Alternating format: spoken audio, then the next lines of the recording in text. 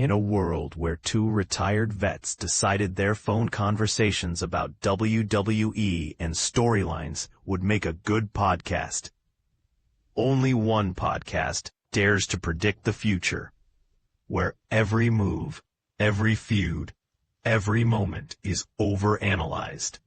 Grab your number 2 pencils. Get ready to step into the squared circle. This is your front row seat to the storylines as you wish they were written. Welcome to the If We Had the Pencil podcast. Here are your hosts, Sean Green and Matt Jackson. Welcome to the If We Had the Pencil podcast. I'm Sean. Thank God the Bills are on a bye week green. And with me, as always, is Mr. Talladega Nights, 5 for 5 for Crown Jewel, Matt Jackson. Matt, how you doing tonight? Good, and I would never believe that 6 weeks in the season that the Patriots are leading the AFC East. So I'm an honest Patriots fan. Tiebreaker. I wasn't expecting it, so I'm pleasantly surprised. Hey, man. But it's a long season. What can happen? At least the wheels aren't falling off the bus like my team. You're fine. You're fine. It's 6 weeks in. Well, it is the last year in Highmark Stadium, so I'm sure they're just trying to give us the experience of every Billsy thing that has happened in that stadium. So it'll be great. The league is weird this year, man. Real quick, I know we're a wrestling podcast, but the NFL has been weird this year. A lot of teams doing better than what people thought. A lot of teams doing worse. I'm surprised. So it's a weird start to the season. Man, the NFL goes through this like every 10 or so years. Like there's a reset switch and like dominant teams stop being. It's just one of those wonky years. Any given Sunday, we were talking about it before the pod, right? Like, Atlanta looked like world beaters last night, beating the crap out of my Bills, but like they got housed by the Carolina Panthers. So like, right. I don't know. And it is what it is, man. It's just some teams are just dumpster fires. But again, we're a wrestling podcast. We got tons of wrestling to talk about. And it was a great effing weekend, man. All 3 shows were solid. SmackDown, freaking Crown Jewel, and Raw. And it got, it was just great weekend of wrestling. So let's start going through it right now. Well, before we get to that, I do want to do a call out. It's something I watched today on YouTube, but it was the Dudley boys and the Hardy brothers in a tables match. One last time. Bully Ray was talking about it on Busted Open this morning. If you haven't seen it, the post-match where, even before the end, where Bully just accepted his fate because Devon was hurt and the Hardys put him through the table to end the match, like he just took it. He didn't try to fight it. He just knew there was no getting out of it. And then the scene afterwards where they took their boots off and gave them to the Hardys and Bubba Ray just balling in the ring. It was nice. It was one of the most authentic moments I've seen in pro wrestling in a long time.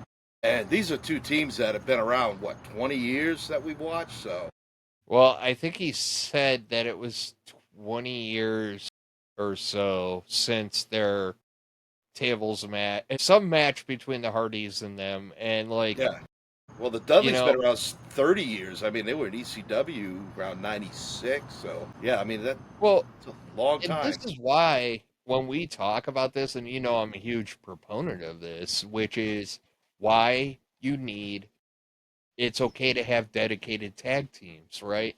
Like we went through this with the Vince era where it was kind of like, all right, you're a tag team, go out and do your thing. And it kind of sucked, especially for those of us that grew up in the Road Warriors and, the Dudleys and all that stuff. Like we grew up with some really powerhouse tag teams. Can they break off and be great singles? Absolutely. Look at Edge and Christian, they were great. So, but the thing is it's so good to have dedicated tag teams, and I like that we're kind of seeing a resurgence in that. So You're seeing, War Raiders, New Day is still around. Even the Wyatts right now makes sense. Yep. You know what I mean? The Profits and DIY. Profits, DIY, like all those guys. It's so good to have that. I'm a little dismayed as of late. Like they had like SmackDown at least had like such an fuego like tag division, and they just like they didn't just like you know cool them down, man. They did one of those what was it, the ice bucket challenge or whatever, and they were Yeah. just cooling them off and dumping the ice on them. Like they just turned. It was like they hit a kill switch on that. They were like, no more tag teams They'll for bring a it while. back. They'll bring I it know back. they will. I know they will, and probably in time for Survivor Series if we're being honest with ourselves. And actually, it might be a good idea to cool off the tag team division for a little bit because you kind of got the same teams going against each other all the time, so you can kind of. There's a little bit of where do you go from here kind of deal too. Right. So if you cool it down for a little bit, you can start something fresh, and it'll get the fans behind it more. I would like to see some shakeups, though. I'd like to see some of those teams. I'd like to see those teams go to Raw, to be honest with you. Like, and I think we're gonna start seeing, like, probably starting on SmackDown this week, we're gonna start seeing that shift where we're kind of back into the normal storytelling and not like everything felt kind of built up just for Crown Jewel with certain things, and there's some storylines that'll carry on, but like I think we're gonna get a little bit more. I think they're gonna evolve some of this because Survivor Series should be big. If I get only 5 matches in Survivor Series, I'm gonna be pissed. Well, you probably will because you got those 2 big War Games matches, which take they'll be 25, 30 minutes apiece right there, so that's going to eat a lot of your. But it's one of the big 4, so like that pay-per-view is going to go long. Yeah, it's one of the big 4. It's on Thanksgiving weekend. It's in a stadium or a baseball stadium, which is going to be really weird. But, just speaking from my own experience, like back in the day when I used to march drum corps, one of the weirdest fields you would ever march on was like a baseball stadium. It's the weirdest configuration. Because you're putting a football field in a baseball diamond. It's just weird. And it's kind of the same concept for, like, because if you stop and think about it, right? Let's say you put the ring right about where second base is. That's a lot of, like, ground level seats. It's just going to be funky. Like, I'm real curious on how they're going to do it. Was it WrestleMania 19 they did at Safeco at T-Mobile Park out in Seattle, the Mariners baseball field? And that seemed to be all right. I thought that was a dual-use stadium. No, because the Seahawks stadium is right behind that, like across the street. Yeah. Okay.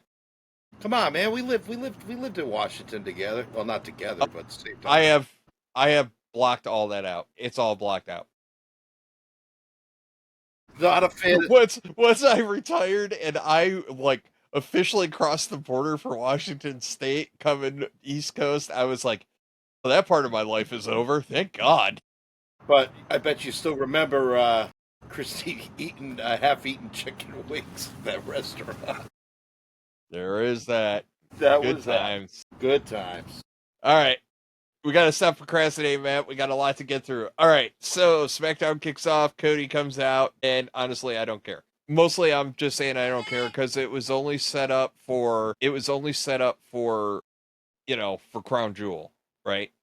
So, like, that's all it was meant to do.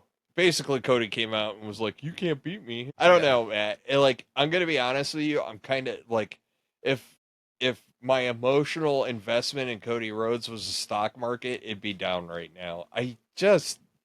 He's not clicking with me. And it's not a bad thing. It's nothing Cody's doing. It's just, I don't feel vested right now. I don't feel like he's got a story right now that really has me gripped. No, he doesn't. Yeah. The only note I put in that was he kept chasing the hug. He was chasing the hug a lot in that promo. He's been doing that a lot lately. If you're the top guy and the biggest baby face, supposedly, in the company, and, you're doing all the talk, you don't need to be chasing the hug for cheap pops. Like, they should be coming to you if you're the guy. So I just don't like it when a top guy's chasing the hug. Mick Foley used to do it all the time, getting the cheap pops for, getting the town or whatever. But that was part of Mick Foley. It was funny. It was fun. With Cody, it's just like, he just reminds me of the guy that you see on the side of the road. Got any change?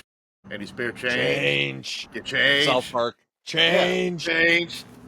Yeah, that's what he kind of reminds me of. He's like, he's chasing the hug. Like, he just, come on, give me something. Like, so, yeah. But anyway, that's not a big hill of beans, but it's starting to become a thing. Yeah. You know? So after that, we get the open challenge. We get Sami Zayn and welcome back Shinsuke Nakamura. Not only do we get Shinsuke Nakamura back, we get his original theme and his original character back. And not that I didn't like creepy sneaking around, and I think he can still incorporate that, but I was just so happy everything kind of went back. There's certain wrestlers where, like, I can't handle change with them, right? Like, No. and it was kind of like, and I knew why they did it, because like Shinsuke went to being a heel, and the last thing you need is like all the crowd singing his song, right? Though Seth kind of pulled it off, but still, you know. I think he's a face now. They haven't established that. I kind of got the way he was working and playing the crowd. He was a face, but you never know with Shinsuke. But my notes, I put old Shinsuke is back, and I don't mean old man Shinsuke. I'm talking about the Shinsuke that when he first came to WWE, he's back. Yeah, that fantastic, and it great match. That way. This open challenge is so awesome. Like, well, they're using it right. Like, keep that in Yep. mind. They're using it right. They brought up young talent. They're using it for returns. It is the best way to use that, and they're doing it great. And honestly, I'll keep on saying it. If not that Sami can't cut a promo, but a lot less of Sami Zayn talking is actually better for me liking Sami Zayn. Yeah. So to prove a point, like when he went to fight, when he had the open challenge, I was excited. I'm like, oh, this is going to be good. This is even before we even knew who he was going to fight. And my wife looks at me, she goes, I thought you don't like him. I'm like, no, I don't like what they're doing with his character in the past. I said, but I like this. So she's still trying to understand that. So some of our fans who think that we're hypercritical of Sami, we're really not. We don't dislike Sami. Like, his in-ring work is great. I mean, he's putting on A and A- matches since he started this U.S. Open Challenge. So I think the writers and the bookers just had to find the right story for him. Right now, this is great. Like, he ought to do this every week. If they can get him on every SmackDown, they should do it every week. He's eventually going to have to go into a more meaningful storyline. Right. He just can't be like open challenge every week, because like you're going to walk a very fine line to cut when you stop and think about it, right? Because like what'll happen is if he's going to win every open challenge, Right. Well, then it gets kind of like okay, so he's going to have to peel it back a little bit, but right now let it go. You're doing a great job with it. Like I said, I like seeing the young talent. I like seeing, the comebacks. That's the best way to use that. So they're doing a great job. I think Shinsuke should get a rematch because the match ended by a DQ. Well, it's setting up some MFT, stuff.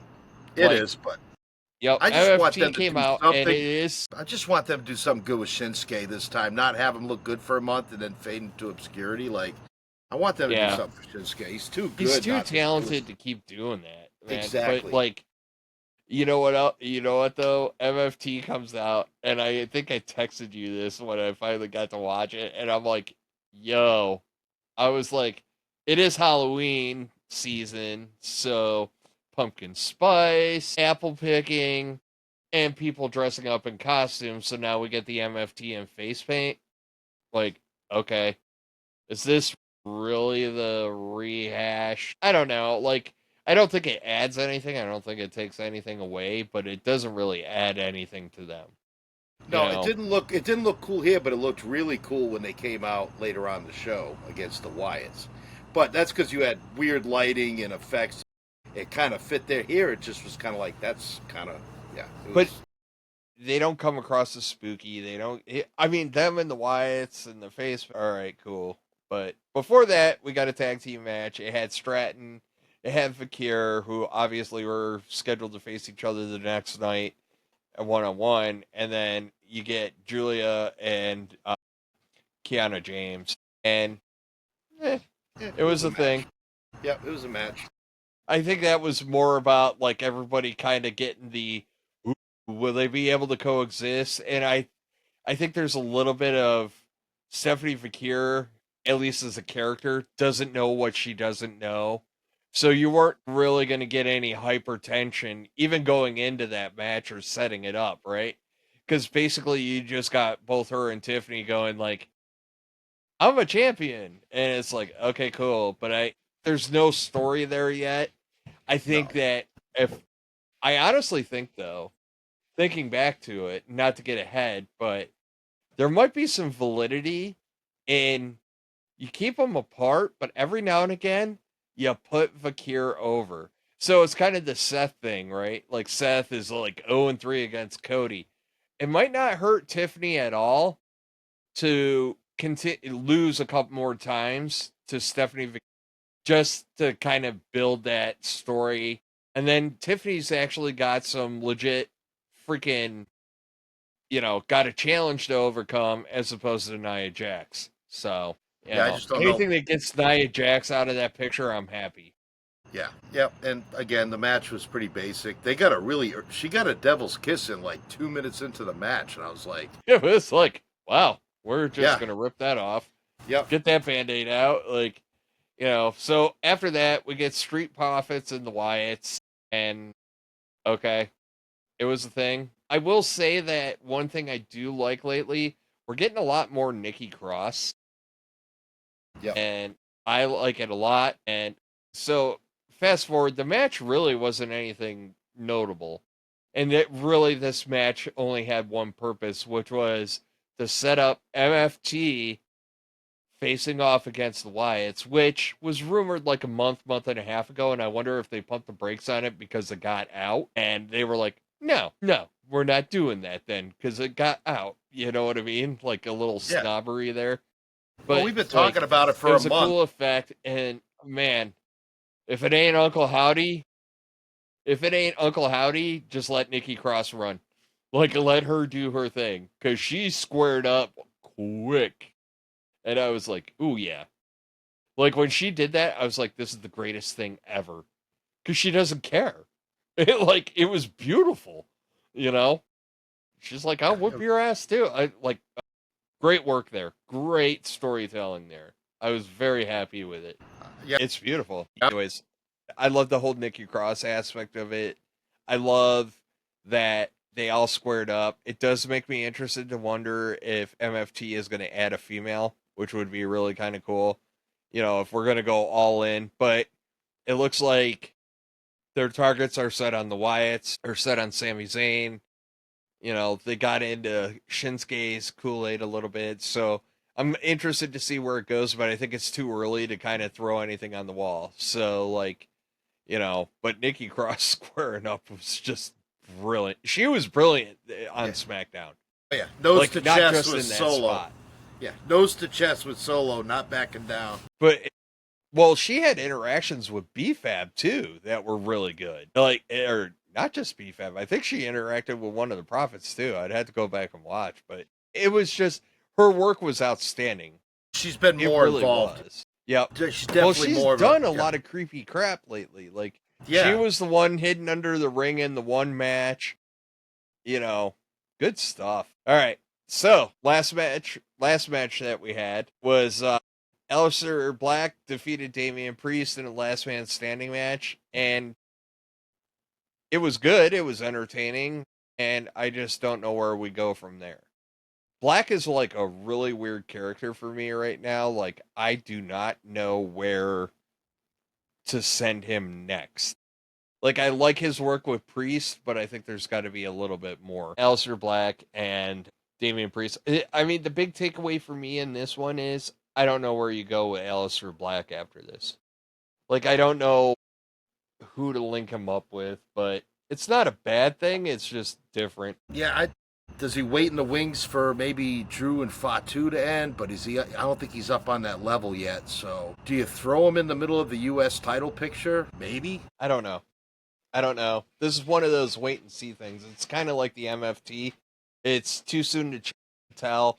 It feels like he closed out a chapter right now. Doesn't he have business with R-Truth still? Like they started business and then R-Truth got lost somewhere and was in the wrong place. And Damian, yeah. So I just don't know if you go from Damian Priest back to R-Truth. Is that? And I'm not. We love R-Truth, but is that a step back if Priest just dominates? I think you can. I think you got to build Black up against somebody. Like I think he needs a little bit of a storyline because right now he's a guy, right? Like we know what he's capable of, but he's just a dude right now, right? So they're calling him out. But all right, so on to Crown Jewel. We got through SmackDown. Everything's been set up. It's like dark 30 in the morning, and everybody's in Australia, in Perth, and the first match we get is Roman Reigns and Bronson Reed. What a fun match that was. Yeah, it was good. I like that Reed went over. I felt he needed to. And that I'm going to preface everything I say about Crown Jewel with I'm going to do my best to give my takes without referencing what happened on Raw. Because I really want people to really understand where my head was at and where my head is at now. So, Bronson Reed going over made perfect sense, to be honest with you. Roman ain't hurt by that loss. And really, the story of it was kind of all this discourse between him and the Usos. It felt like Jay and Jimmy are starting to see Roman for who Roman is, which I have been jumping up and down like a lunatic about. And then we're also getting Jay kind of like everybody's dealing with that realization in a different way. You know what I mean? Jay's like, maybe I need to be out on my own. I'm out. And, all this other crap. And it's just like Roman's like, yo, see you at Christmas. You know what I mean? I don't want to see y'all until Christmas. And it's like, what an odd thing to say. Like, it's a dick move. Like, I guess Thanksgiving's out of the question. Well, I've been saying it. Roman is still a heel. I stand by it. I believe it. There is nothing that indicates that he is not still a heel until he gets humbled. And I think that honestly, I'm going to be honest with you, depending on what Brock Lesnar's doing, maybe you let Brock Lesnar kick the crap out of him. Sure. He wants to do it on his own. Let him do it on his own and get the shit kicked out of him by Brock Lesnar. We don't have an opponent for Cena's last match, do we? Could it be Roman? Could it be Roman? I don't want to see that.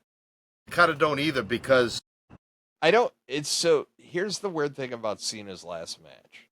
There's a couple of ways that you can go about it, and I don't know where their heads are going to be at. So, like, everybody's like, oh, it's going to be Gunther. I've heard that. New guy, put him over. But I'm going to be quite honest with you. Gunther's style with John Cena doesn't interest me. Like, it's a stylistic, thing. Like, it'd be a slog. Cena's just going to sit there and get chopped to death. So, it's a really weird space. I honestly, if I had my way, I would kind of do what they did with AJ. Just do a callback, man. Find somebody from his past and, let's roll it out. You know what I mean? I don't know. I've kind of been wavering on this because I was like, depending on what Seth's injury status is, maybe Seth. But, I just feel like that there's... Chris Jericho contract ends, I think, the end of this year with AEW. And I know Jericho has mentioned he is open to coming back to WWE. Does TKO and WWE throw a few extra bills out to AEW to buy out the last month of... AEW won't do it. I don't think they will. If I'm Tony Khan, I don't do it. No. The money's a non-factor for me. I'm just saying, is there a way you can do it? Or can you do a quick talent trade? But I don't think we're going to do that because AEW is the enemy, unlike TNA and, Yeah, all the some other are stuff. Partners, some are the competition. Yeah. They're definitely the competition. I think that would be a cool way to go out, though, would be Cena and Chris Jericho. That would be kind of a... My view on AEW. This is 100% Sean's view and not necessarily reflective of this podcast. It's not reflective of anything else. This is just Sean's view on it. WWE and AEW have a big brother, little brother complex, right? With AEW being the little brother, like, they're trying to get over and do their thing. And I think that, like, they're not going to do anything because Big Brother keeps on kind of slapping them around a little bit. And I feel like a lot of the moves that AEW makes is not necessarily for AEW, but to kind of, I don't know, peel the heat off or peel some heat, for lack of a better way of putting it. You know, they're going for the cheap pop. You know what I'm saying? Like, oh, look, we got Andrade back. And you know what I'm saying? Like, it's not that they're a bad product, right? You think they're just too focused on beating WWE and taking some of our talent rather than building up their roster with storylines? And I mean, I know they have some, but this, again, we don't follow AEW much. What little I see is off YouTube, but it just, I mean, Tony Storm is great, and they have other people on that roster, but it just seems like there's no flow. And if I'm wrong, I'm sure we'll get called out for it. But like WWE, and I'm not bashing it. No, I'm just saying that I feel like that there's something in AEW. Okay, here's a better way of putting it. WWE is in AEW's head more than AEW is in WWE's head. Sure. Right?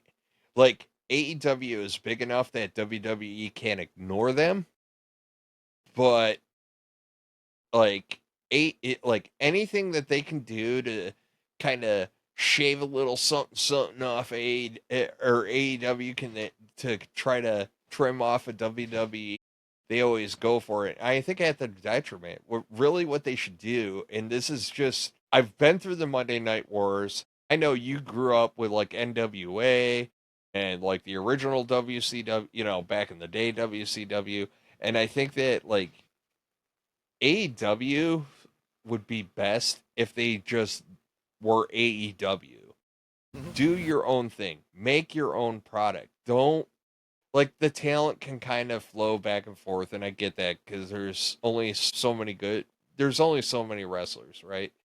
But I just wish, you know, because the fan bases have become tribalistic. You get 3 different types of fans in wrestling now. You get the love everything wrestling, I don't care, I'll watch it. That's the person that watches AEW, WWE, TNA.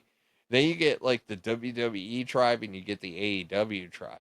And like, that's why, like, anytime that we do this podcast, we're very clear about like, hey, we just focus on WWE because we only have so much bandwidth, right? And like, and it's not a knock against AEW, but you know, there's only so much. I have a life. So, yeah, not saying other people do. Yeah, but you got kids. I have to do adult things, and you have kids. Know, and yeah, you know, so it's like that's why we kind of just home in on WWE, and it kind of just, you know, even before we did this podcast, that kind of became yours and my thing, right? Right. Like, we would talk about it, we'd get into it, so it just kind of came naturally. But I do remember when we were stationed in Washington, this was like end of 18, early 20, more 2019 into 20. You know, every now and again, like, we would watch AEW every now and again, and it was like, we were excited about it because, like, competition is always good, and we thought this was a legitimate competition. They had big names. I mean, I was watching it pretty religiously, well, maybe more Catholic-like every couple of 3 weeks I'd catch a show, you know. I wasn't the Easter Christmas when you Catholic, got forced to go. But I was like the Catholic, like, oh, the weather's so nice, I'll skip Mass this week, you know? Yeah. So, but then I just, you know, it is a bad one. For those guys, like other podcasts, and that they watch everything, hey, man, kudos to them, because I don't know how they fit time in. Can't do it. No, I would love to. I mean, it's just, it's too hard. I'm sure some of that, though, is for, like, you and I. I think the big problem is, we both watch football, we both like hockey, we both watch NASCAR, and we watch WWE. Oh, like, at some point, then I gotta watch stuff with the wife too. Yeah, like we watch stuff like Saturday, we watched the entire Ed Gein miniseries on Netflix. You'll have nightmares. You'll be scared. Sean doesn't do horror movies, but I don't. But man, but it's funny though. So over the weekend, I wanted to change it up, right? Like I got a handful of TV shows that I go to, and I ended up on a Marvel movie marathon, like internal to the house, and went back and I was like, I got through Infinity War, like it was basically it started at Iron Man 1 and I just let it play through the whole weekend, so I popped in where I could pop in and I got all the way through Endgame and yeah, I think I got through Endgame. damn. So but it was kind of cool to change it up, right? Like that's kind of my point, right? Like sometimes you need that. But like I said, I was in and out of it. It just all right, play. Go. Playlist go and engage. But no, my point is we have a lot of other interests. Anyways, back to Crown Jewel since we rambled on. It's all about it's about the weave. It's about the weave. But yeah, so Roman losing the Uso story, it's like, okay, cool. Like I get it. I get where they're going with this, but so after that we get Stephanie Fakir against Tiffany Stratton. I think we both agreed on this one. I think we both said that, Fakir should go over. I think WWE has a freaking, one of Elon's rockets strapped to her back right now. And, yeah, she's going to the moon. I don't usually do this, but I'm going to bitch about the crowd a little bit. Like, this is for no fault of Fakir's at all. And it's partially because, she was getting heated up, and then Naomi got pregnant, and then she kind of cooled down a little bit, and then we finally get, she finally gets the title, then she finally gets, against Stratton. The crowd didn't know what to do with her, even during her intro. Like, I think she's got one of the coolest intros in WWE, and, the crowd's just like, golf clap, golf clap, golf clap. And I'm like, are y'all for real? Like, do you not know how good she is? Like, I like Stratton, but she's better than Stratton. Yeah. By far. And, just, whew. Maybe those Aussie dudes like blondes, I guess. I don't know. I don't know. I got the vibe that they just didn't know what to do with. Yeah. And it was a good match. She got a big pop at the end, and then when she got, the post-match interview, the fans were behind it, but yeah, maybe they just, I don't know. Well, they can see the same stuff every week that we do, so I just don't know if it's maybe weird because it just doesn't resonate. But like I said, she kind of was in this limbo for a while. Plus, she was sick. Remember? So we didn't get a lot of build up with her. We got some backstage stuff, and then she started wrestling again, but she was ill. So yeah, it's not her fault. It's just it was off. Right? I'm used to getting a good pop when her intro starts, and I'm like, we didn't really get that. Yeah. And I thought it was short, too. I thought it could have went another few minutes. I think it was short for reasons. Bronson and Roman, the match itself went 21 minutes, plus other shenanigans. So, and as we see throughout the show, we had two other matches just come in shy of 30 minutes. So I think it was a time thing. So I mean, this was just a shade under 10. I got it at 9:52. So I think that's to protect both of them, though, right? Because I don't think who are you trusting to call that match? In that specific, they're both young. Yeah, they kind of kept it simple, stupid type of mentality to it. And I think that's why it was short, right? Who's calling the match? Who's making the call in the match? And I think that I think it was to protect both of them because I think they would have got out of pocket a little bit. I think Stratton still has a lot more refinement that she needs to do. She's up there, but I don't think she's at the apex yet. No, they can't do what Alexa and Becky and Charlotte and all them do that can do 20-minute matches like walking in their sleep pretty much. But they're a step below that. Potential is there. So in another year or WrestleMania time, if they happen to link up again next year, I think they'll have another 6-8 months where they're going to be able to really improve, be more comfortable in their roles. You probably get a longer match. I do want to see these two go at it again down the line. Like I said, I think it would be a good thing if Vakir actually. I think I would like to see her get in the head of Tiffany Stratton. They have no history. She's the young upstart, all that little jazz right there, and it would give good long-term booking for Tiffany. They're on separate shows, so like you're only going to have those occasional moments where they cross paths, and like it'd be really cool. Like if you're going to do like female Raw versus SmackDown, I'm just throwing it out there for Survivor Series. I would have Vakir pin Stratton. And it's not to say Stratton isn't good. It's just I think that you could build something there a little bit. And with them being on separate shows, it would be really cool. So, but let's get to the love letter. The love letter to wrestling. And that is the John Cena AJ Styles match. And I know you were telling me before we started recording that like some people were crapping on this. Bro, I can't tell you. I was scrolling through social media live when it was happening. And like I in between my many snoozes, if you will. But nothing but positives. Yeah, this was all Monday. This was what I saw was all Monday morning quarterbacks or Sunday morning quarterbacks because they were. Well, and that's the thing. Like, I would go back and take a look quick, and it. Oh God, it was a thing of beauty. Dude. It was fun. It was great. It was fun.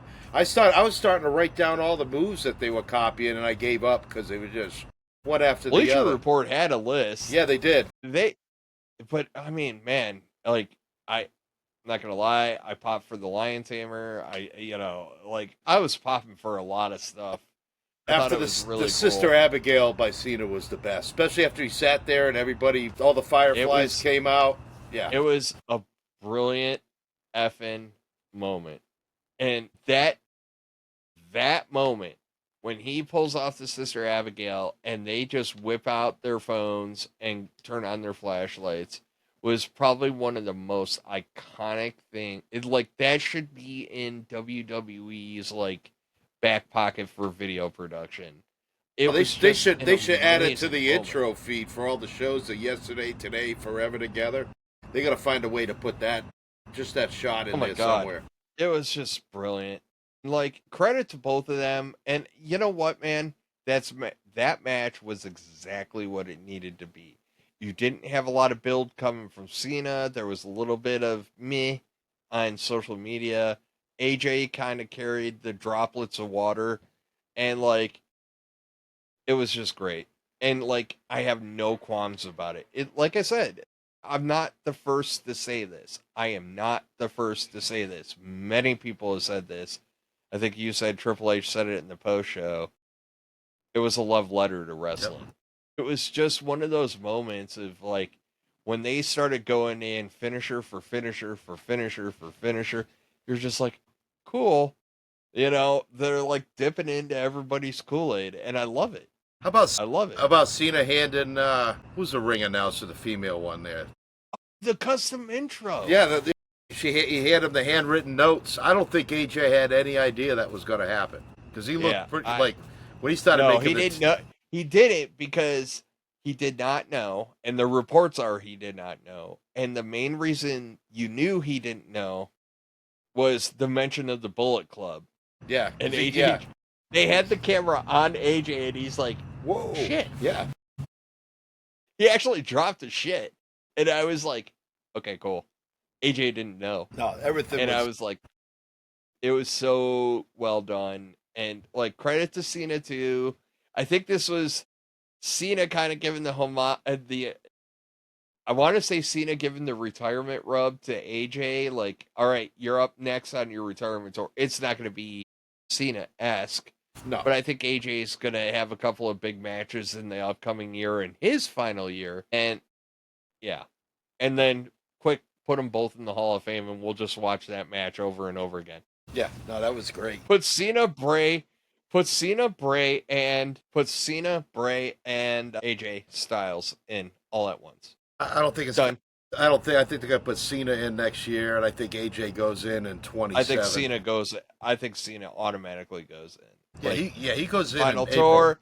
Like, he is going to finish that last match, and somebody's going to come out and tell him that he is going to be the headliner for the next year's class of the Hall of Fame. And I think Like, AJ will be in 27. I think you'll see him. Yeah, he'll go in right after his tour. Yeah.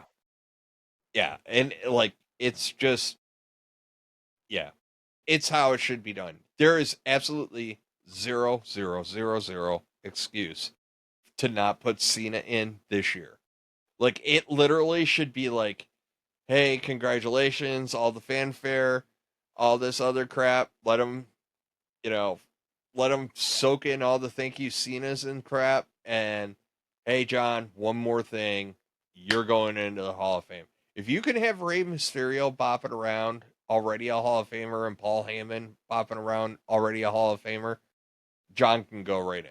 Yeah, of course he can. And I think he already knows. I bet you it's already written into his final contract that he's going to do. You never know. Who knows? No, they like to do this surprisey thing. That's going to be a hard one to surprise John, because I think everybody and their third cousin knows that's coming. So you do it at Survivor Series, and then you just announce it as part of his intro.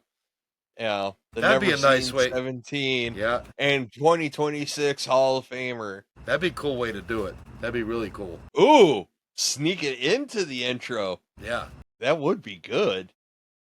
That would be. God, especially with Alicia Taylor doing it. Oh yeah, that'd be great. Oh, now that I remembered her name. You know what? Can I talk real quick about? Oh, go ahead. Hold on. I got to throw this out there. So I always am hearing, when I hear Alicia Tyler's name, I get screwed up, because who's the host of Whose Line Is It Anyway? Drew Carey.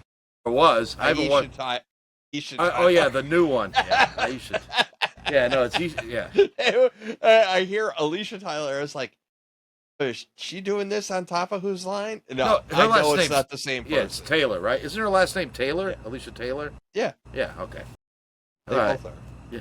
But real quick, wasn't a fan of hers when she first came out, because who's the girl that was there before? The one that... Ricochet's girl there, fiance, girlfriend? Yeah, whatever. Can't believe I forgot her name. Are they married? Wife? I don't know. All I know is Ricochet. I know what you're talking about. But Samantha Irwin. Samantha Irwin. I love Alicia Taylor. She's awesome. And I tell you who's like really, really good is Jackie Redmond. Jackie Redmond is just, she does everything good. Everything good. Yeah. But, she's also worked with the NHL. She still does. So, she has that, like, Big Four sports experience. So she just transitions well, because she can play, like, a little bit of a character, but then she can also be serious and have the conversation. So, yeah. Jackie Redmond's, she's great. And Alicia Taylor, she's just killing it. She's fantastic. She is. So I just want to give them props real quick before I forget. Let's get past the let's get past this, because we'll sit here and talk all day about this match. Like, it was two great wrestlers. They put together a great wrestling match. I think there was some beauty in it. And actually, I got to rewind, because I got to say something, because I saw this pop up again. So as everybody was glazing this match and just loving it, right? Like, those that loved it, I cannot tell you how many times I saw people go, if only the heel run didn't happen. I have a news flash for everybody. I will continue to say this until I'm blue in the face and I drop dead on this podcast. The heel run had to happen.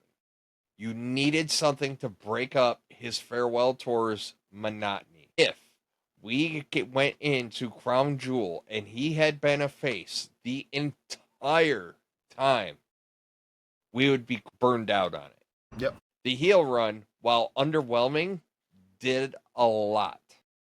So let's keep that in mind. Like, I'm not saying it was executed well. I'm not saying that, like, actually, the actual turn was executed well. Everything after that was, but it was, let's just keep that in mind. Like, we would not appreciate without the craptastic heel turn, which really was nobody's fault. Just nobody wanted him.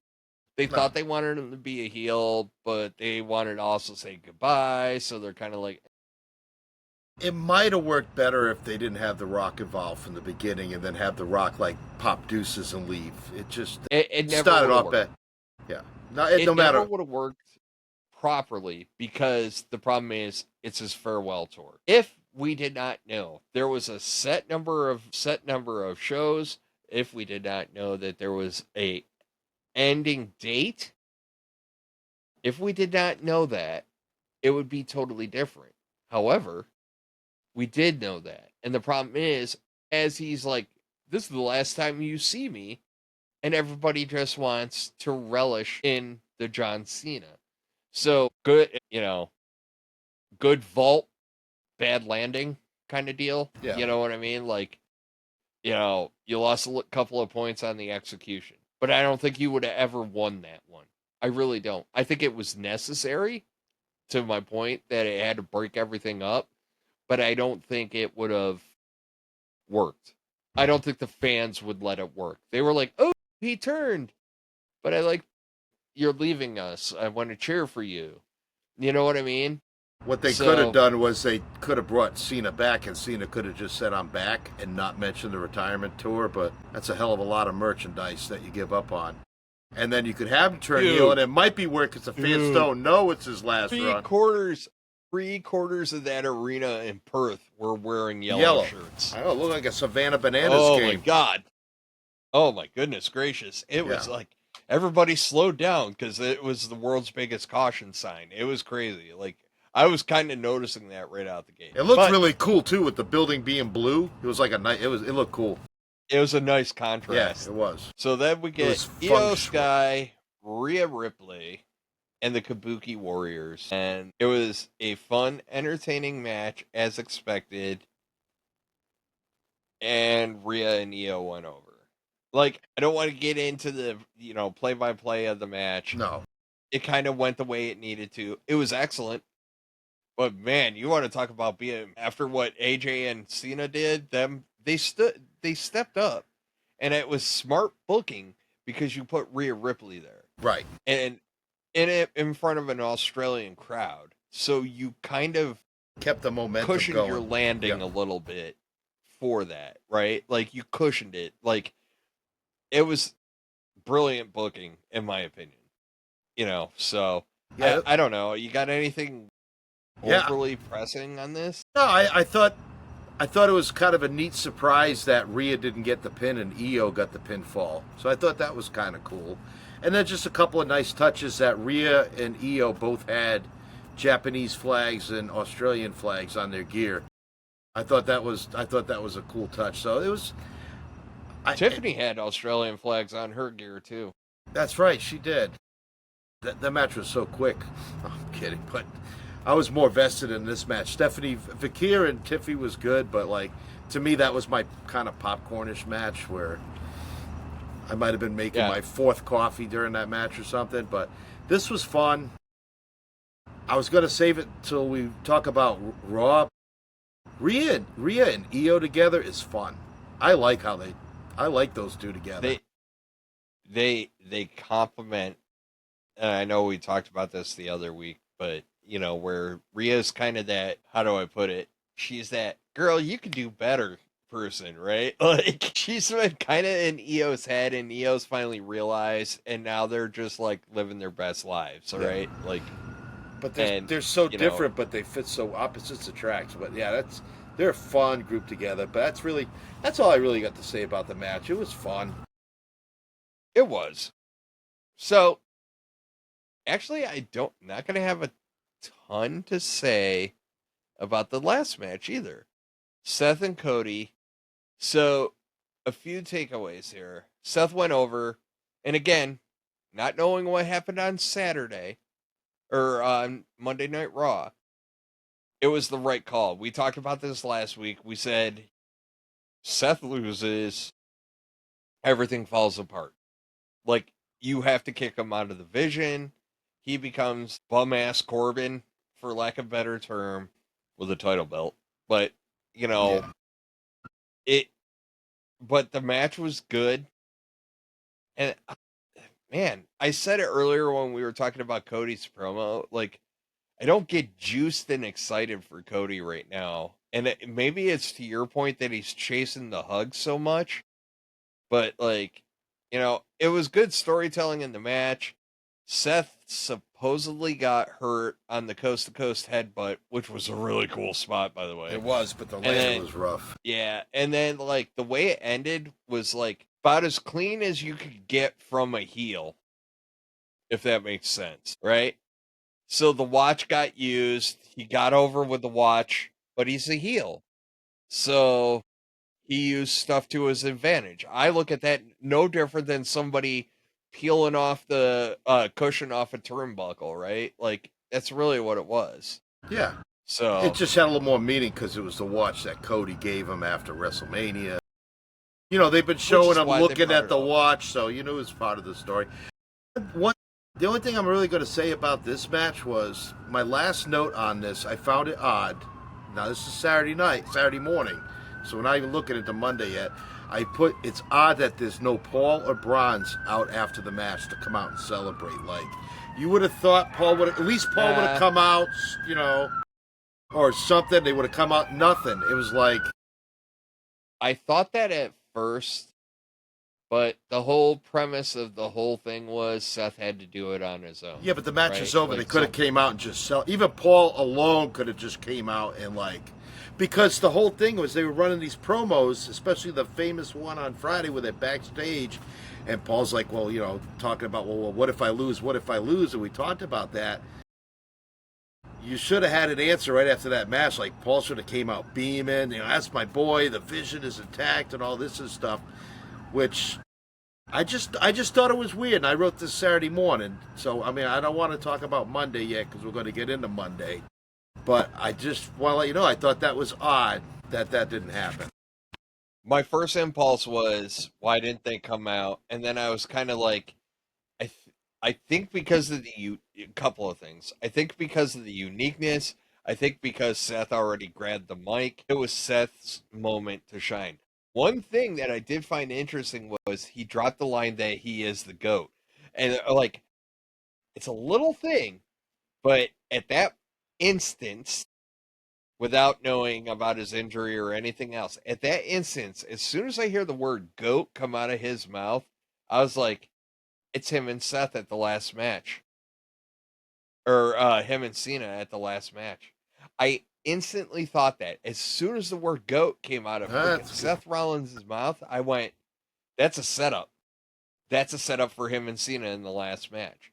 Which, to be honest with you, you could do a lot more work. I know people are going to crap all over this, and that's fine. But I've said it before, I'll say it again. Give Rollins a mop. He'll have a great match with it. And it right? doesn't like, doesn't have to be for the title either. It could just be a straight up match. It's Saturday night's main event. It doesn't. Don't give it the Goldberg treatment where Goldberg got a title. That's all I'm gonna say about Goldberg. But Cena, he's going out. We know he's going out. He's got his 17th. He doesn't need to fight for his 18th. If he fights Seth, if Seth is healthy enough, if he's not hurt, whatever. We're going to talk about that, but I think that'd be intriguing. Well, the nice part is, if Seth's actually hurt, depending on how you play this, if he's hurt, and Punk is the number one contender. I'm just spitballing off the top of my head. So, let's say Seth is, in real life, Seth is hurt. In kayfabe, he's playing the game, right? Let's say that the timeline of his injury doesn't allow for Survivor Series, but does allow for December for Cena's last match. How effing brilliant would it be? Like, either you have him vacate the title, in which case Cena can still win his final match, and maybe Punk does something. I don't know. There's a lot of gameplay there that you can get away with. And honestly, for anybody that crapped on the injury angle in that one match against LA Knight, it has yielded results. Mm-hmm. And we're all looking at that injury right now like, he's done it before. Yeah. Is this a work? Is this a shoot? What is this? Yeah. And even in that, even in the moment, everybody is still looking at that going, like, even I'm doing it. I don't know. He might be legit hurt. Well, we're probably But, going to like, talk there about a was- little bit more here when we get through Raw, because Well, we can go to Raw. I'm just saying that obviously- we could have a whole show just talking about this, with the whole Yeah. Seth thing. Yeah, and we'll look at it a little bit. Let's see what comes out, and let's see where they go. But overall, but we all got to be cognizant. this show was awesome. This is the type of PLE like WWE should be doing. That WrestlePalooza crap can go away. I mean, it was great. 3 hours, a little over 3 hours, and like 5 matches. But I mean, Cena and Styles went 27. Seth and Cody went just under 30, and Rhea and Io went 20. We talked about the other ones. So somebody said for a 3-hour show there wasn't a lot of wrestling. Well, I got an hour here. I got an hour 20, hour and a half. You got almost 2 hours of in-ring wrestling matches. You got about an hour and 50-some minutes. So, Yeah, and it was I think I saw one post on social media which made me laugh. Somebody was like, what the F happened with WWE?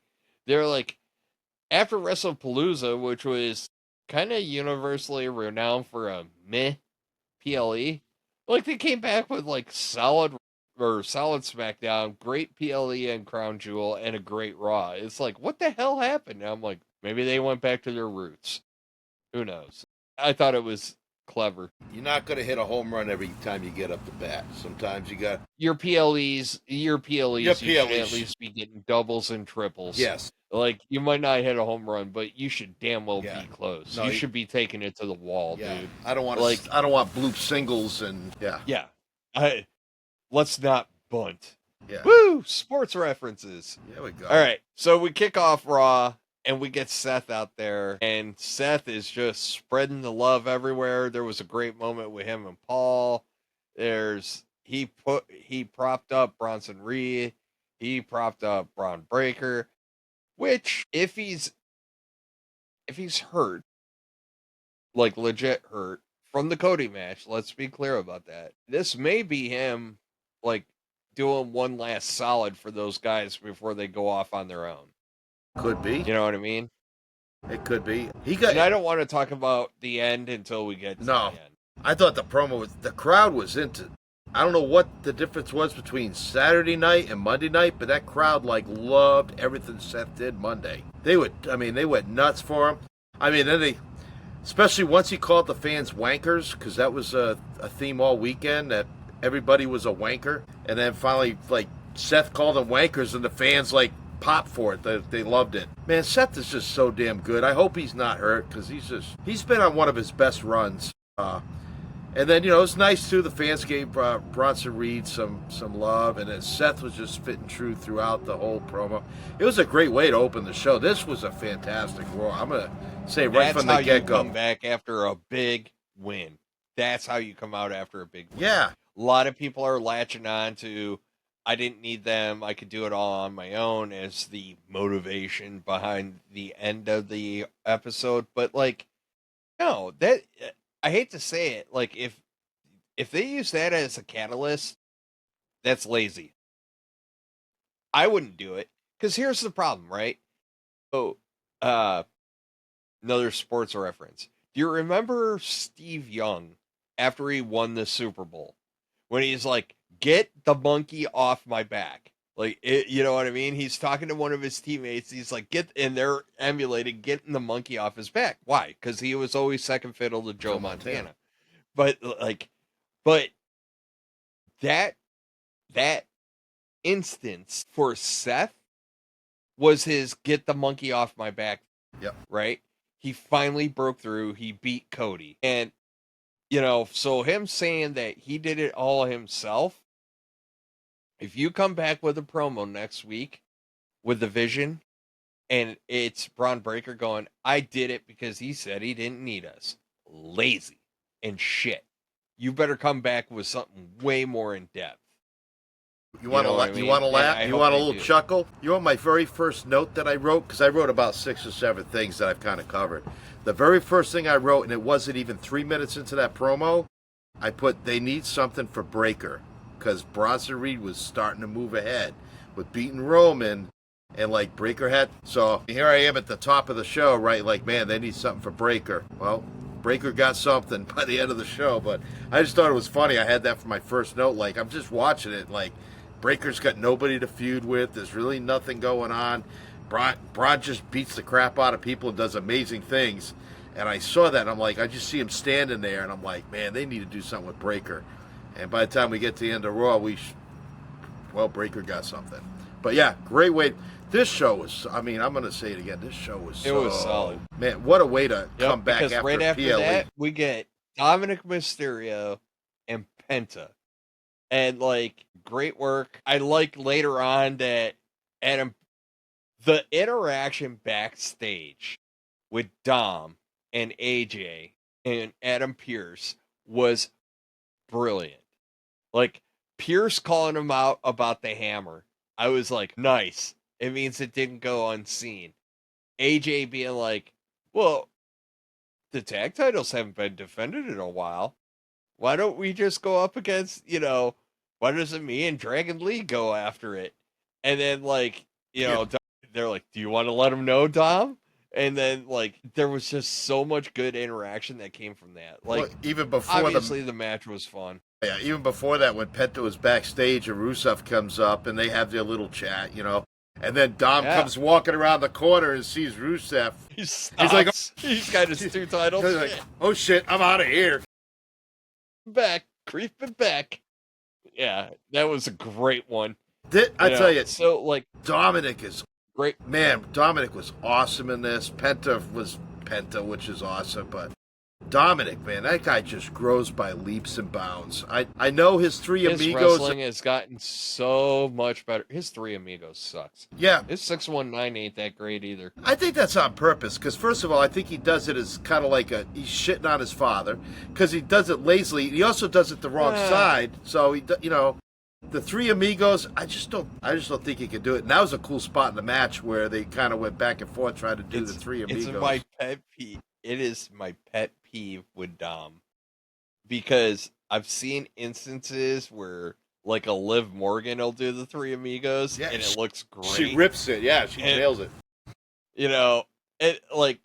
Who tried it at Crown Jewel? Was it AJ that tried the Three Amigos? Somebody tried the Three Amigos. Well, Penta tried it in this match. He got 2 of them, and then Dom blocked the third. And his looked like crap, too. Yeah. So, like, it's not just... I'm not saying it's easy, but, like, I have seen other wrestlers, like, pull off the Three Amigos, and I want to... Yeah. I've seen them pull it off, and it's like, wow, that's really good. Liv Morgan sticks out in my head. And it's like, okay, cool. You know what I mean? But, like, every time he does it, I'm just like... And sometimes you'll see an opponent do it against him, and the opponent does it better than he does, and you're like, bro, it's in your moveset. Just nail it. And I'm not crapping on Dom, because his in-ring work has gotten way better. Yeah. And I just come used to the fact that Dom just does a sucky Three Amigos, and that's okay. That's just how he does it. It just drives me nuts. Oh, how about Dom when he did that suicide dive into the tornado DDT? No, the dive into the tornado DDT outside. That was like seamless too. I mean, it looked really good. Yeah, like I said, man, he gets better every week. Yeah. And I think there's one other thing that bothers me, going back to the Three Amigos thing. Like, this is like my constructive criticism for Dom. It's not a bad thing, right? Like, clean up your Three Amigos, clean up your 619. And the other thing I really wish he would do a little bit more, and maybe it's just rose-tinted glasses, because I have seen Eddie Guerrero, like, in his prime. So, like, even when he does the little shoulder thing, it feels like he's phoning it in. Yeah. You know what I mean? And it's like, bro, just own it. Own it. Please own it. And that's all I want. Like, those are little refinements. It's not big things, but little refinements. Like, don't phone in the little stuff. Like, if he does that, it'll elevate him more. So I love the finish too, with bringing both the belt and the timekeeper's hammer, because basically he throws the belt down to distract the ref. I mean, yeah, Dom's really turned it up. And I was thinking that maybe Penta was going to take it, but no. But it was I think I've said it before and I'll say it again. I think Rusev actually takes it. Yeah, I think so too. Because then what does it leave? Because everybody wants to see Rusev and Dom. Well, Rusev takes it off of him, and then actually it would be interesting because Rusev takes it off of him. He loses the IC, and then I'd love him to lose the Mega Championship too. That would be great. Like I want to see because of Dom, the Judgment Day start losing all their belts, like strictly because of Dom, right? So Dom opened his mouth. He ended up getting, Finn Balor and JD McDonough into a match for the tag titles, and then let them slip on a banana peel. Not that they're, AJ Styles and Dragon Lee are really good together, so like it wouldn't be a true slipping on the banana peel, but have them lose their titles. He loses to Rusev, then he loses the Mega Championship, and they're like, this is all your fault. And then you have Liv Morgan come back and be like, what the f*** you been doing? Yeah. Brilliant. Because even the girls don't Chef's have kiss. the tag. Yeah. I don't know if I'm ready for Dom to lose to AAA, though. I think I want to keep it. I'm not necessarily hardcore on him losing AAA because you could keep it on him. He just run around like, I'm still Mega Champion. So, like, I don't really care. I'm not emotionally attached to him losing it or keeping it. How about and then after this, what about the LA Knight promo in the back? And then CM Punk shows up and he tries to and again, we're not crapping on Punk because Punk used to be a monster on the mic. LA Knight, man, just owned him. Like, Punk tried to get his couple lines in and Punk just kind of get out of here. And then there was a back-to-back 2 great segments because after that was the segment where Asuka really slaps Kairi Sane Slapped the taste out of her mouth, bro. She about knocked her left molars into her right molars. She's gonna be the next one. She's gonna be the next one that escapes from Asuka, right? Io has finally gotten out of the curse, whatever the hell you want to call it. The siren song that is Asuka, but Kairi's next because god dang, I don't know if they're. I was thinking about this, and maybe you can fill me in on this. Is this a cultural thing? Are they selling this as a cultural thing? Like her just getting bitch slapped, to knock sense? Well, but they talked about it in the commentary. They're like, I don't know. Word? She's wrestling her ass off, and she was. I mean, I do know that when in Japan, when I don't know if they still do it to this day, but back in the days where the young wrestlers were learning, the young Japanese wrestlers, and they were in the dojos learning. I mean, the veterans would treat them like crap, beat them up and slap them around and would hurt them. So I think it's part of the Japanese wrestling culture. I don't know if it's part of Japanese culture, but I was curious. It was one of those.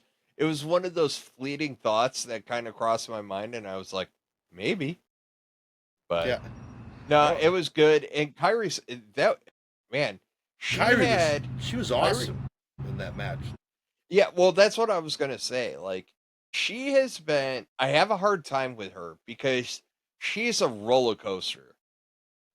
She'll give you some, really great matches, and then you get a couple of clunkers. And then you get, some really good matches again, then you get another clunker. And it's so weird with her, I don't know how to take it. I think it's a confidence thing, a lot of athletes deal with. If their confidence isn't there, if they're not feeling it, they're not as good. I think but I mean, the tag match, she was great on Saturday night, and then the match she had with Rhea was really good. Might have been her best singles match in a long time for Kairi. Well, that's what I'm saying. But like I said, she's good for a hot run, and then we'll get a clunker, and then we'll get a hot run, then we'll get a clunker, and it's that was no clunker last night. That was great. And Rhea Ripley. You know who did? Rhea Ripley's wrestling is so good. She's added so much to her repertoire, her ground game, everything. Her drop kicks have gotten so good too. They look. She had one in the Crown Jewel match where she caught Asuka, and I was like, "Oh, was that right? Right in the jaw or something like that?" Yeah, on her head. Yeah, she ate one. Asuka, it was yeah. And I think she caught Carrie with one Monday night too that they replayed, but definitely the one with Asuka. Yeah, scrambled her eggs a little bit there. She kicked her right in the right. Asuka was a champ, though, man. She sold it. Yeah, she did. But yeah, this. All right, so Go ahead, man. you know who else had a rough time? Jimmy Uso. Jimmy Uso had a rough day. Yeah, he did. He was up against Bronson Reed, and you know, it is what it is. Like, the vision has to go over. Yeah, it was all right. I liked how they worked. I liked how they kind of just worked the ribs. The whole story of that match was him working the ribs. Like you don't see that as much anymore. Where you just pick a body part and work on that body part. So I thought it was good because we kind of had, between Penta and Dom and Rhea and Kari, you had a lot of flying around. This was kind of like catch your breath type of match where you could still get invested. It wasn't an A match. It was a B. Like a B grade match, which is good. Then of course Braun's got to come out and spear Jimmy, and then Jimmy and Jay are still barking at each other. So it did what it had to do. I thought it was really well done. Yeah. So the next match we get is Lyra Valkyria Bailey against Roxanne Perez and Raquel Rodriguez. And the only thing I'm going to say about this is they're walking a very fine line right now where this is the Secret Hervis. This is Nia Jax, where I'm already getting sick of seeing the same people. Like, I get it. The story's Bailey, right? The whole story is Bailey. Like, Lyra taking it to Bailey to get her to snap out of it was kind of fun. Yep. But, like, and I get that that's the story, but I'm sick of seeing the other two. Not that I hate them wrestling. I'm tired of seeing them involved in the storyline with Lyra and Bailey. You know me. I can't stand the lather, rinse, repeat crap too much. Well, it gets old. We've had Becky fight one of them. We've had Lyra fight both of them. I don't know if Becky's fought. So now they fought together. So maybe they're going to move on to something else. Problem is, there's not a whole lot of other people to go after on the women's side of Raw. Down's more stacked. Yeah, I get that, but you got to vary it up. Yeah, you got to change it up. Like, I can't do like. Yeah. It drove me nuts when it was happening with the Secret Hervis, and they were having the same female, like, different Jenga pieces switching in and out. Yeah. Like, No, because you can always go back. You can always run this back down the line, but you got to break it up for a little bit, and then when you bring it back, it's fresher and people like it more because it doesn't get stale. You don't allow it to get stale. Pull it away before it does. Why the F aren't they chasing Alexa and Charlotte right now? I guess those were their titles. I guess that's Sol Ruka and Zarya's big thing, which I don't. But you know what I'm saying, right? I set off the device again because I said the name. You said the name. I'm not going to say the it name again, that I can say, but you can't say because I have no Alexa device out with me. That is correct. True story. All right. CM Punk, Jey Uso, and LA Knight. This is another three-headed monster that I don't know if I want them to keep on running it back because now it's. And I feel bad for LA Knight because I feel like he's on the outside looking in and he's kind of getting hosed in all this. Everybody wants Punk to go over. Okay. And Punk did go over. But I don't know. Like, I'm real interested to see where this all kind of tithers out. But at some point, you got to let LA Knight get a legit shot. You do. He's putting in too good of work not to give him a legit shot. He's becoming like for years, and well, they still say to this day, Mark Martin's the greatest NASCAR driver to never win a championship. And that's what they're going to start saying. LA Knight's the greatest wrestler never to win a world championship. Like, I know, but like the problem is like the promos that go along with that are getting lazy. You know what I'm saying? Except for LA Knight, LA Knight has been on it with his promos. But I mean, like, that's been the comeback, right? Like, well, you haven't won shit. And it's just like, but I would like, what I would like, if Seth is legitimately hurt, vacate, and instead of Punk getting a crack at it, like, have all three of them run it back for the title. But the problem is, and then you know who you put over? I hate to say this, Jay. Jay goes heelish, not heel, heel-ish, and goes over, which screws Punk. But we're going to talk about this because there's a lot of variables here. Blah, blah, blah. Punk wins. Vision comes out, does Vision things. And then they turn on Seth and Braun Breaker spears Seth. So, a couple of important notes coming out of this. One, Paul Heyman did not know. You can tell by his facial reactions. My God, Paul Heyman is so good at this. Like, his face said it all. Like, Paul Heyman cannot cut a promo next week and be like, you did exactly what I told you. No, it was very apparent that Braun Breaker went into business for himself. Very apparent.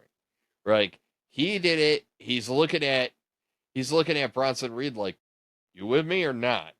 And it was just like, okay, tsunami. So, like, let's be clear.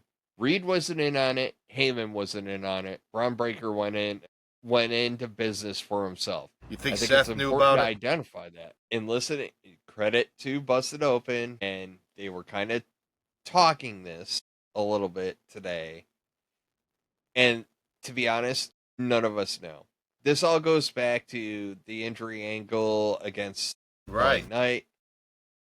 None of us know, right? Because how easy would it be? And Bully Ray brought this up too. Bully Ray said this is an easy fix if he's hurt, legit hurt, and he's got to be away for a while. There's a legit way to do it, and that would be Seth.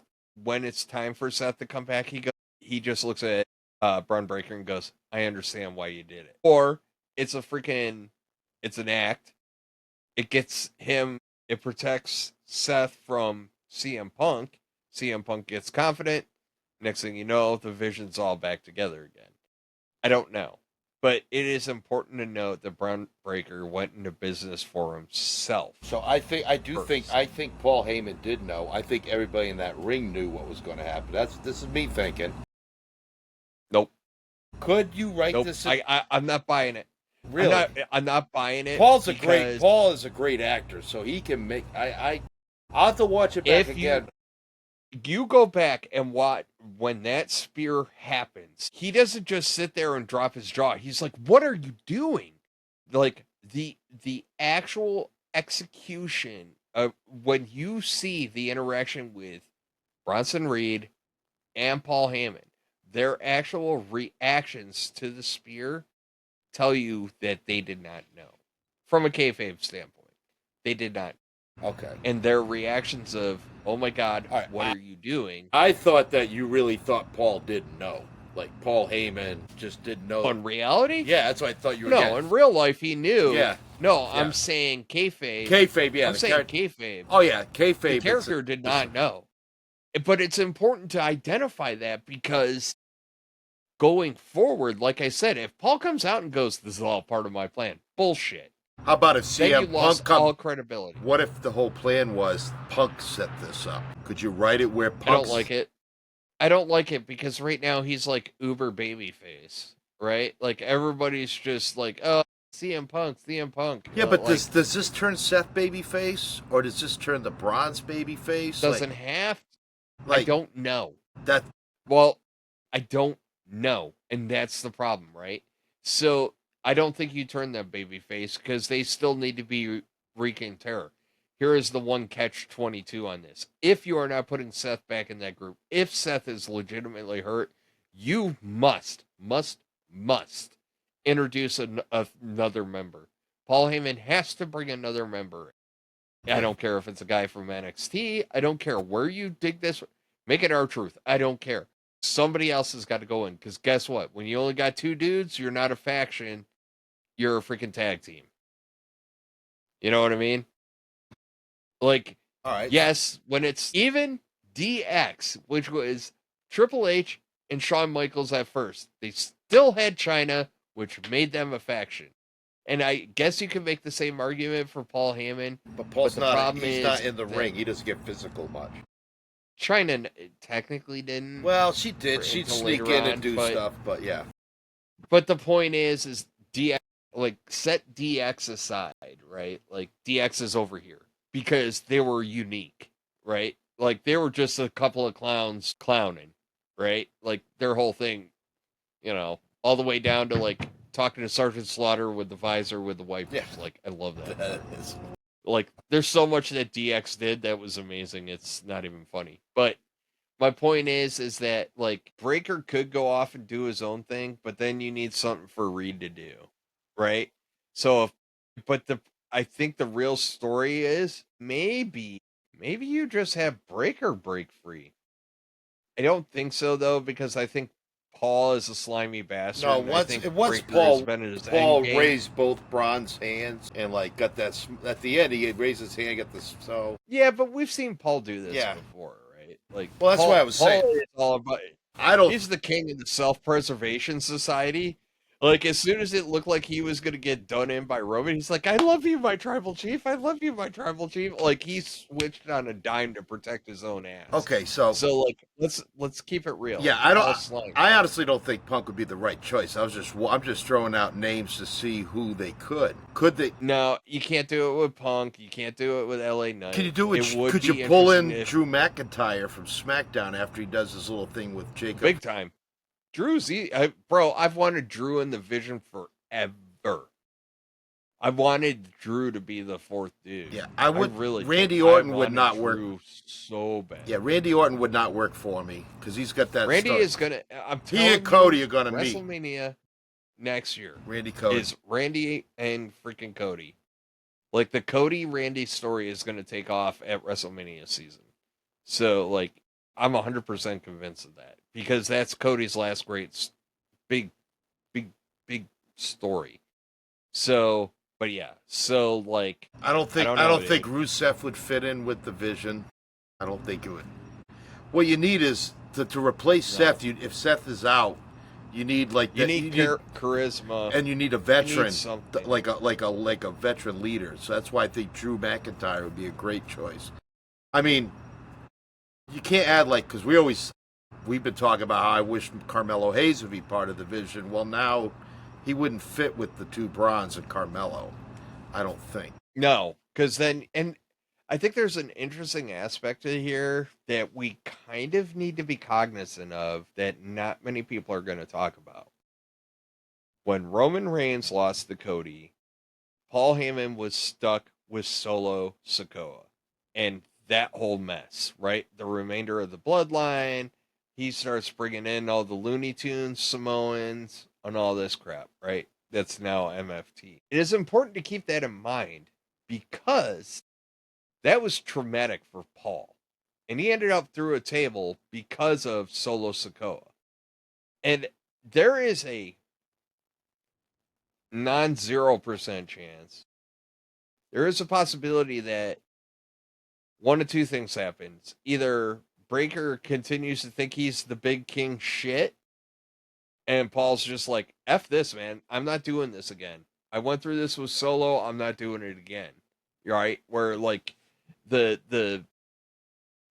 main guy is just off his rocker, or two, Paul's like, look, I get it, but I had to bring in a vet. I had to bring in somebody to continue to mentor you because you just have Braun do stupid shit, right? Like he not slips on a banana peel, but he starts going into business for himself because he thinks he's ready, right? Like the young guy that's ready, but he starts effing up.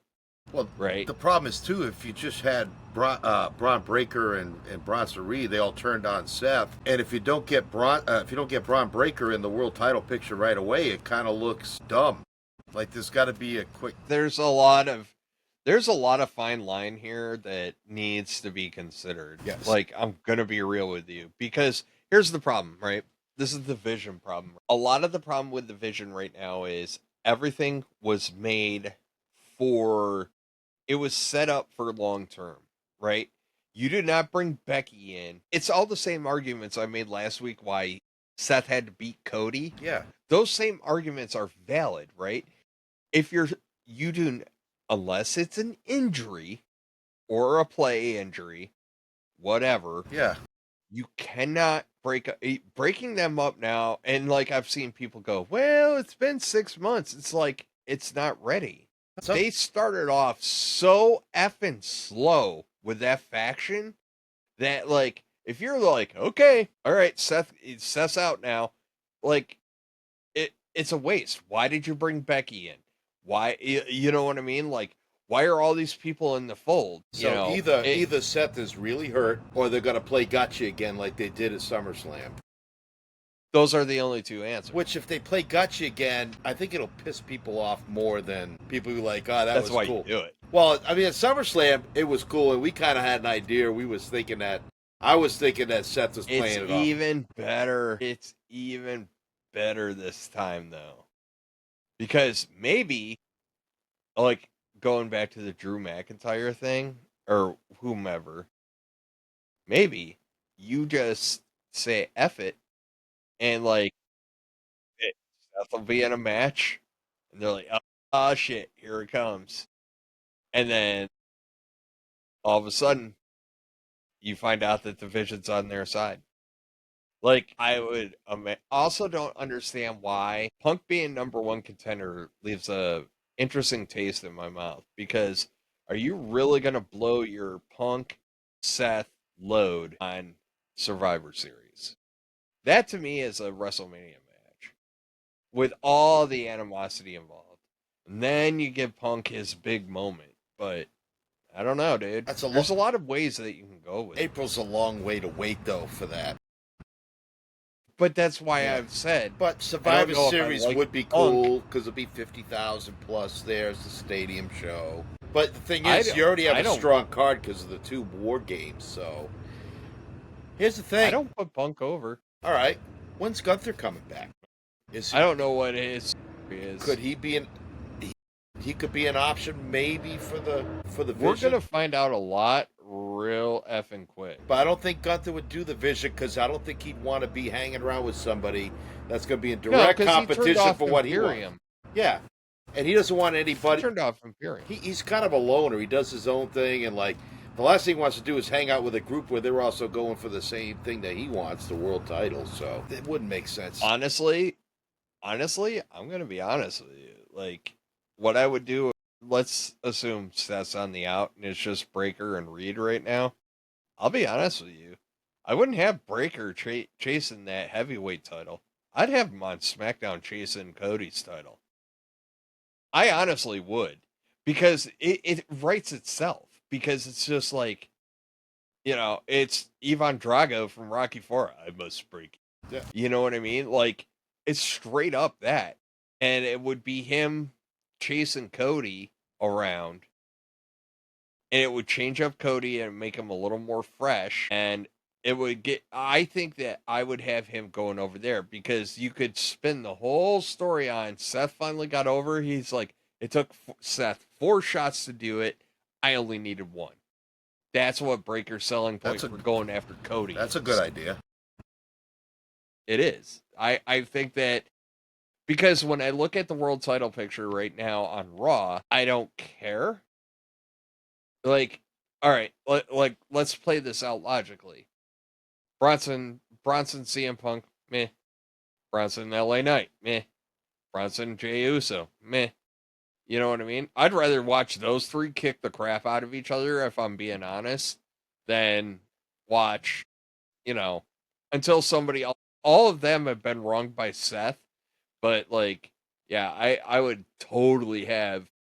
I would have Breaker chasing Cody. That's an interesting thought. So I don't know.